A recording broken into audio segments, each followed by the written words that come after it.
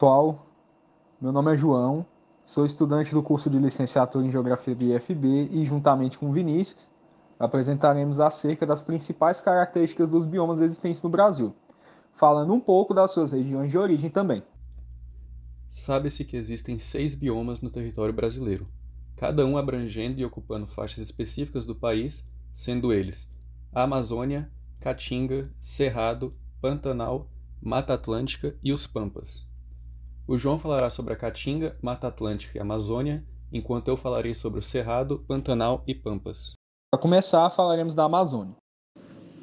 Bom, então começaremos falando do bioma amazônico, o qual é o maior do país, possui aproximadamente 49% de extensão sobre o território brasileiro e abriga também a maior floresta tropical e a maior bacia hidrográfica do mundo. A sua flora possui um enorme potencial medicinal e atrai diversos olhares do mundo todo. A sua área corresponde a 6,9 milhões de quilômetros quadrados e a sua área em solo brasileiro possui 4,196 milhões de quilômetros quadrados. Os estados que são abrangidos pela Amazônia são Acre, Amapá, Amazonas, Pará, Roraima, Rondônia, Mato Grosso, Maranhão e Tocantins, enquanto os países são Brasil, Bolívia, Colômbia, Equador, Guiana, Guiana Francesa, Peru, Suriname e Venezuela. Quando falamos acerca do bioma amazônico, encontramos algumas espécies nesse bioma que ficam apenas no próprio bioma.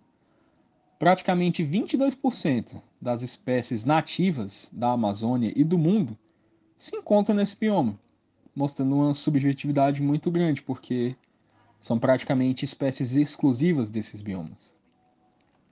Segundo a World Wide Fund for Nature Brasil, WWF Brasil, foram classificados cientificamente no bioma cerca de 40 mil espécies de vegetais, 427 mamíferos, 1.294 aves, 378 répteis e 427 anfíbios, além de aproximadamente 3 mil espécies de peixes e cerca de 128.840 espécies de invertebrados. Isso apenas na parte do bioma que se encontra dentro de território brasileiro.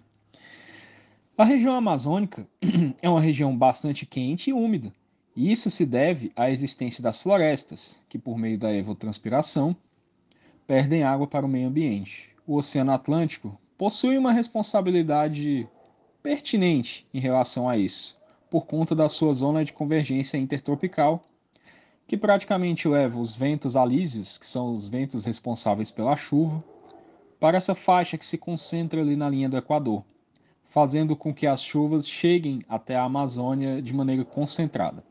Diz respeito à questão do clima amazônico, o predominante na área é o equatorial úmido, onde a sua temperatura média durante o período de menor umidade, no período de maior calor, se dá em 27,9 graus Celsius, enquanto a estação de maior pluviosidade, que seria a estação das monções, se dá na faixa de 25,8 graus Celsius. Sua umidade do ar chega a 88% na época das chuvas mais intensas. Entretanto, na estação seca, esse índice permanece alto, chegando a 77%. No que diz respeito à bacia amazônica, ela praticamente é uma rede de drenagem formada pelo seu rio principal, o Amazonas, e os seus afluentes, ocupando uma área de aproximadamente 7 milhões de quilômetros quadrados. O Amazonas nasce na Cordilheira dos Andes e deságua no Oceano Atlântico. Divide-se em três partes. Quando adentra os países andinos, é chamado de Rio Maranhão. Ao adentrar no Brasil, é chamado de Rio Solimões. E ao encontrar as águas do Rio Negro, passa-se a chamar Rio Amazonas. Ao percorrer esse caminho, ele é alimentado por diversos outros rios que nele depositam suas águas. Algumas curiosidades sobre a Amazônia, podemos colocar aqui, né? Que a Amazônia é considerada pela Unesco um patrimônio natural da humanidade. O seu rio, o Amazonas, alimentado por milhares de afluentes, despeja no Oceano Atlântico cerca de 200 milhões de litros de água doce por segundo. Em seguida, falaremos sobre o Cerrado. Segundo o maior bioma do Brasil, ele se estende por 22% do território brasileiro e possui mata similar à savana.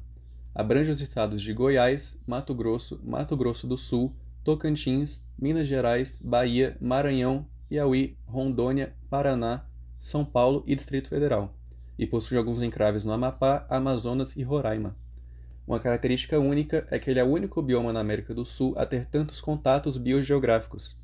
A região compreendida por essa formação vegetal apresenta altitudes que variam de 0 a 1.800 metros.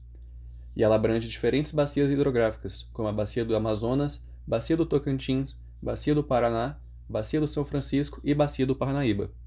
O Cerrado é constituído predominantemente pelo clima tropical sazonal, caracterizado por invernos secos e verões chuvosos, apresentando precipitação média de 1.500 milímetros.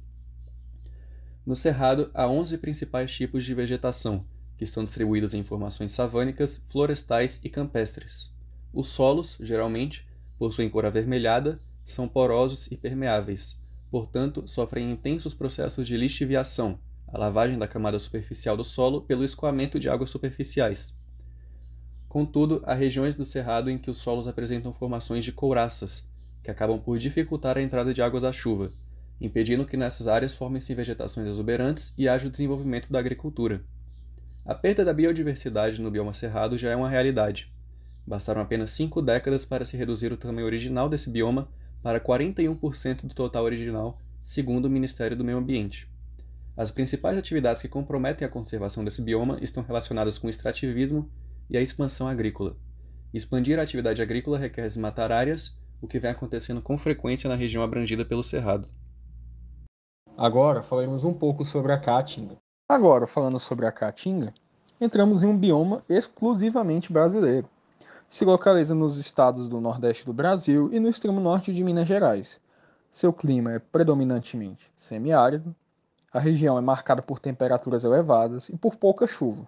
Seu solo é extremamente fértil, entretanto muito pedregoso e raso. Sua rede hidrográfica é pequena e formada, no geral, por rios intermitentes. Caatinga é um bioma brasileiro localizado nos estados de Maranhão, Piauí, Ceará, Rio Grande do Norte, Paraíba, Pernambuco, Alagoas, Sergipe, Bahia e Minas Gerais. A sua vegetação tem como principal característica a adaptabilidade aos períodos de estiagem. Dessa maneira, é um tipo vegetacional extremamente resistente ao clima semiárido, marcado pela escassez de chuvas na maior parte do ano. O extrato vegetacional da Caatinga é formado especialmente por espécies arbustivas e herbáceas, que possuem uma vegetação parecida com a savana africana. No geral, em zonas mais pontuais, existe alguma umidade, principalmente perto das fontes mais acessíveis de água. Entretanto, o clima, como dito anteriormente, ainda é predominantemente semiárido. No que diz respeito à questão da biodiversidade da região, possui uma gama de espécies como aves, anfíbios, répteis, mamíferos e peixes. É um dos biomas com maior tipo de diversidade de animais do Brasil, com alto número de espécies endêmicas e com alta capacidade evolutiva de adaptação. Os animais que habitam a Caatinga também possuem estratégias para sobreviverem nas condições climáticas, sendo altamente adaptados ao clima quente e seco. Por isso a região conta com vegetações que se assemelham a cactos.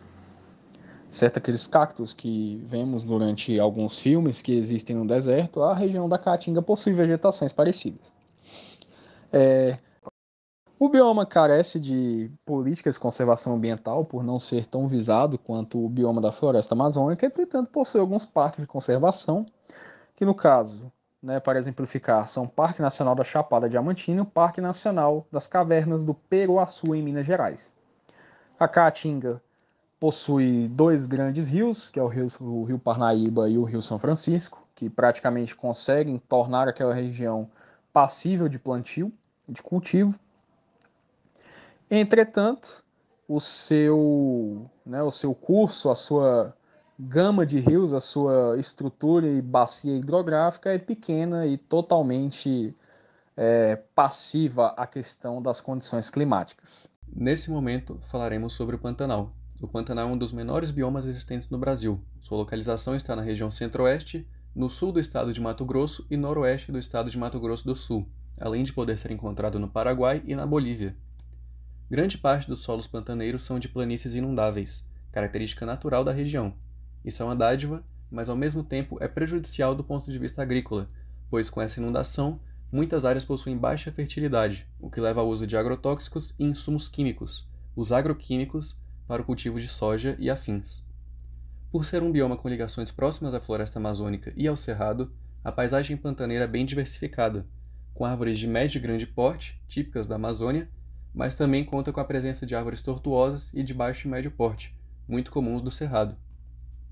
O Pantanal está localizado em uma área de ocorrência de clima tropical, com duas estações bem definidas, o verão chuvoso e o inverno seco.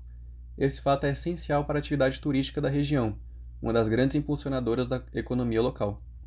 O Pantanal está situado em uma área circundada por planaltos que atingem, em média, 700 metros de altura. Essa elevação ao redor do bioma é a responsável pela nascente de vários rios pantaneiros. Entretanto, o Pantanal propriamente dito possui altitudes que não ultrapassam 120 metros. Com isso, mais de 80% do bioma fica alagado no verão, época de intensas chuvas. Nas cidades de Cáceres, no Mato Grosso, e Corumbá, no Mato Grosso do Sul, existem pousadas que abrigam turistas durante a alta temporada, que vai de junho a setembro. Essas pousadas são chamadas de barcos-hotéis, pois muitos moradores da região transformam seus barcos em hotéis e viram guias para pescadores de todos os cantos do Brasil e também de outros países. Durante os meses de novembro a fevereiro, a pesca nas áreas pantaneiras é proibida, pois é o período da piracema, época em que os peixes se migram e se reproduzem. Em relação ao Pantanal, a agricultura com o cultivo de soja tem causado preocupação para a população local e regional, pois os impactos ambientais não são restritos à sua área de ocorrência. Um dos casos que mais preocupam a empresa brasileira de pesquisa agropecuária, a Embrapa, é a contaminação da bacia hidrográfica do rio Taquari, com graves ameaças à fauna e flora local. Neste momento, falaremos um pouco a respeito da Mata Atlântica. Enquanto isso, a Mata Atlântica é um dos biomas brasileiros mais ricos em biodiversidade junto à floresta amazônica. Ambas são muito parecidas, devido à questão da sua localização geográfica em baixas e médias latitudes, e os seus biomas possuem florestas tropicais e equatoriais, respectivamente. Sua localização permite alta insolação e rico desenvolvimento de fauna e flora, que pode ser um prato cheio para a exploração humana, como foi o caso dos portugueses que chegaram aqui e retiraram várias espécies nativas, como foi o exemplo do pau-brasil, e etc. A Mata Atlântica é um bioma brasileiro presente em quase todos os estados do país, sendo 17 estados, que possuem em seu território áreas cobertas pela mata, espalhadas por mais de 3.000 municípios. Sua presença marcante está no litoral brasileiro, estando em boa parte do Sudeste, no Sul e em alguns estados do Centro-Oeste e Nordeste. Estima-se que quando os europeus chegaram aqui em 1500, essa floresta ocupava em torno de 15% do território brasileiro, com uma área de 1.306 mil km².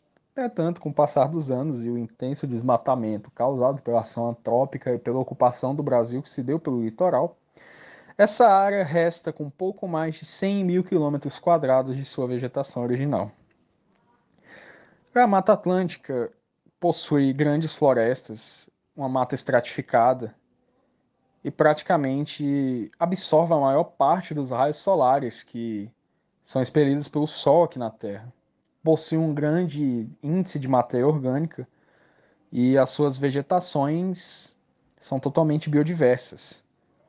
A maior parte dessa mata, tem como condição o clima de influência tropical.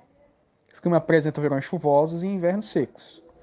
Na parte litorânea, temos a presença da massa de ar tropical atlântica, quente e úmida, favorecendo a mata com altos índices pluviométricos regulares durante o ano. Sua biodiversidade da mata acaba atraindo praticantes de tráfico de animais, porque existem animais como o mico-leão dourado, que é nativo, da mata, possui um grande valor comercial e os traficantes acabam caindo em cima dessas espécies, tornando um prejuízo enorme para a biodiversidade da região, fazendo com que ela cada dia seja um pouco mais extinta, A Mata Atlântica é considerada um hotspot, certo? Uma das áreas que possuem o maior risco de extinção do mundo. Para finalizar, falaremos sobre os Pampas. Os Pampas estão localizados em uma zona geográfica específica, no centro-sul da América do Sul. na região de confluência entre as fronteiras de Argentina, Brasil, Paraguai e Uruguai. No caso específico do Brasil, os pampas ocorrem somente em parte do estado do Rio Grande do Sul, na região sul. Seu clima é subtropical, marcado pela ocorrência de temperaturas amenas na maior parte do ano e pela frequência constante de chuvas. Esse bioma também ocorre em zonas de clima temperado do continente sul-americano. Os pampas apresentam um clima bastante específico, com forte influência da umidade, que interfere nos demais indicadores climáticos locais. As médias térmicas são amenas, sendo especialmente baixas durante o inverno, com maiores elevações termais no verão. Ele é formado por regiões de planícies com presenças pontuais de colinas. Tradicionalmente, esse relevo recebe o nome de coxilhas. Suas características geomorfológicas indicam uma zona bastante homogênea, pouco declivosa e recortada, com forte influência dos processos deposicionais, formando planícies e colinas diversas. O pampa é um bioma extremamente suscetível ao processo de arenização. O pampa possui uma importância econômica muito forte, uma vez que a região tradicionalmente atrelada à produção de alimentos, especialmente por meio da criação de animais e da plantação de cereais. Ele possui grande importância para a economia dos países platinos. Agradecemos por terem visto nossa aula. Agradeço bastante, pessoal, por terem visto nossa aula.